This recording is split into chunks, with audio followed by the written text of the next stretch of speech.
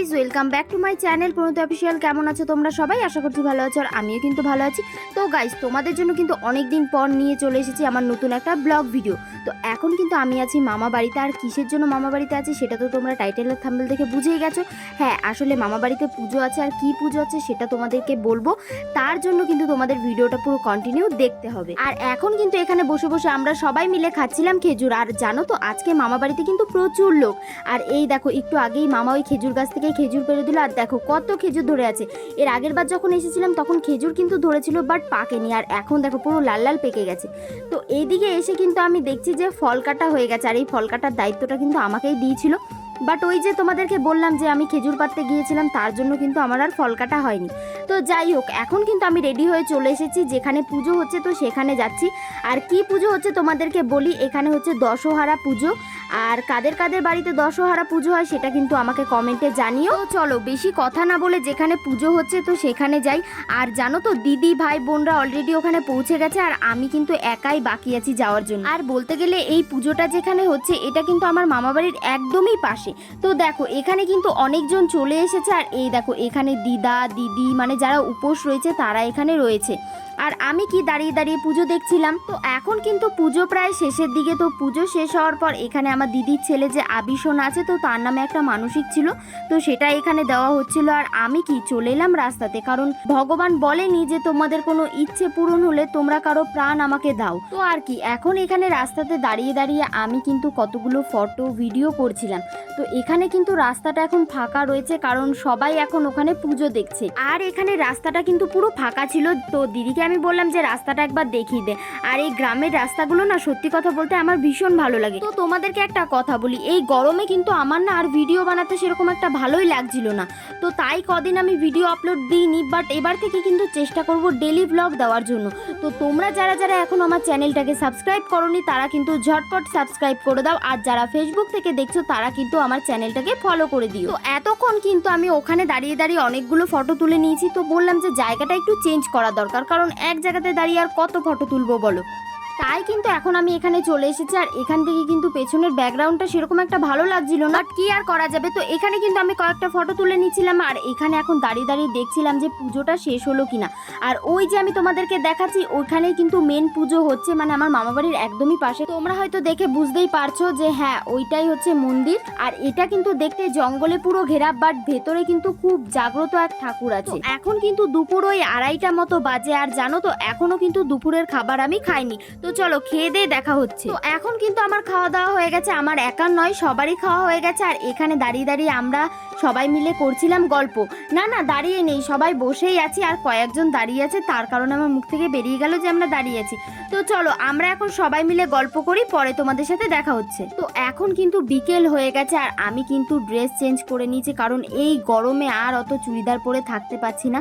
তো এখন কিন্তু আমি চলে এসেছি এখানে। আর এখন আমি করব পুরো মানে ফেস ওয়াশ করব, কারণ বিকেল হয়ে গেছে। আর এখনই কিন্তু মেন যে অনুষ্ঠান সেটা এখনই হবে, মানে সব লোকজন আসবে, মানে এখন নয়, বলতে গেলে সন্ধ্যায় আসবে। আর গ্রামের দিকে না ওই সন্ধ্যা হলেই সবাই খেয়ে নেয়। তো আমি এখন মুখটাকে ক্লিন করে নিচ্ছি। আর এই দেখো, এই পেছনে যে জল দেখতে পাচ্ছ, এই জলেই কিন্তু মুখটা ক্লিন করব। আর বলতে গেলে এই জলটা এতটা ঠান্ডা না, সেটা আর কি বলবো, দেখেই মনে হচ্ছে স্নান করে নিই। বাট আজকে কিন্তু আমার অলরেডি 2বার স্নান হয়ে গেছে, তাই বললাম যে এখন আর স্নান করব না। আর দেখো এই জলটা এতটা সুন্দর না, আর মানে ঠান্ডা, যেটা হচ্ছে মেন ঠান্ডা জল। তো এখন আমি এখানে মুখ ধুয়ে নিচ্ছি। আর জানো তো, মামা বাড়ি যখনই আসি আমরা কিন্তু এখানেই স্নান করি, মানে এই জলেই স্নান করি। আর এটার নামই তো তোমাদেরকে বলা হলো না, আমার মামা বাড়ির এখানে সবাই এটাকে সাবমার্শেল বলে। তোমরা কি নামে জানো সেটাও কিন্তু আমাকে কমেন্টে জানিও। আর দেখো এখন কিন্তু আমার মুখ ধোয়া হয়ে গেছে। আর দেখো অর্ধেক বলতে গেলে ভিজেই গেছি, কারণ এই জলের পাশে আসলে না আমি প্রায় ভিজেই যাই। আর জানো তো, মামা বাড়িতে এখন যেহেতু অনেক লোকজন আছে, তার কারণে কিন্তু আমার আর সেরকম ভাবে ভিডিও বানানোই হচ্ছে না, কারণ সবার সাথে গিয়ে গল্প করতেই ব্যস্ত হয়ে যাচ্ছি। আর এখন কিন্তু আমি ভাবলাম যে তোমাদেরকে আমার মামা বাড়ির ভেতরটা দেখাই।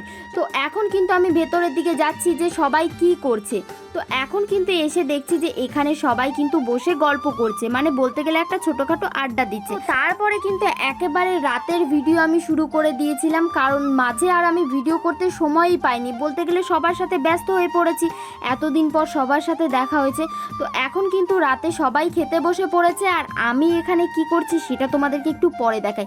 আগে বলি এখানে কিন্তু অলরেডি অনেক লোকের খাওয়া হয়ে গেছে, আর এখানে আমি বাইরে বসে বসে দেখো ঘুমাচ্ছি, মানে আমি টোটোতে বসেছিলাম তো এত সুন্দর হাওয়া দিচ্ছিল যার কারণে কিন্তু আমি ঘুমিয়েই পড়েছিলাম। আর এখানে কিন্তু আমি একা ঘুমাইনি, এখানে একটা ভাই ছিল যেও কিন্তু ঘুমিয়ে পড়েছে, আর একে না মশা কামড়াচ্ছিল।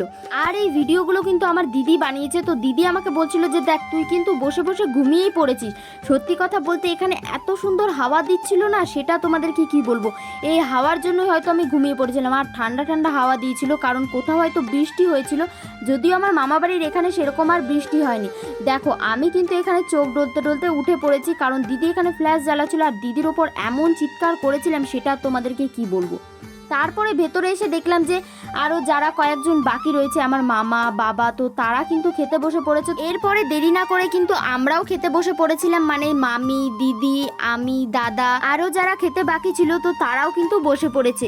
তো এখানে আমি বলছিলাম যে কতক্ষণে যে খাবার দেবে আর খাবার দাবার খেয়ে ঘুমাবো, কারণ আজকে সারাদিনটা বলতে গেলে অনেকটা কষ্ট হয়ে গেছে, কারণ সকাল থেকে সেরকম একটা টাইমে খাইও নি, তার কারণে কিন্তু আজকে না আমার মাথাটা ব্যথা করছিল।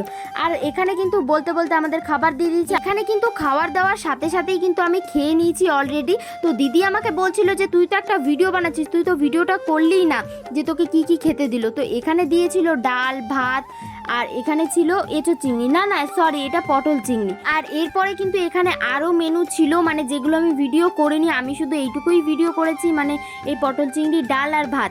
তারপরে ছিল এখানে মাটন ছিল, চিকেন ছিল, মাছ ছিল, মানে যে যেটা খায়। তো আমি কিন্তু এখানে চিকেন খেয়েছিলাম।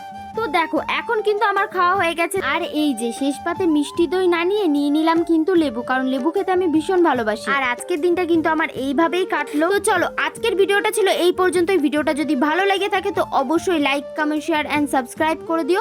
চলো বাই, দেখা হচ্ছে নেক্সট ব্লগে।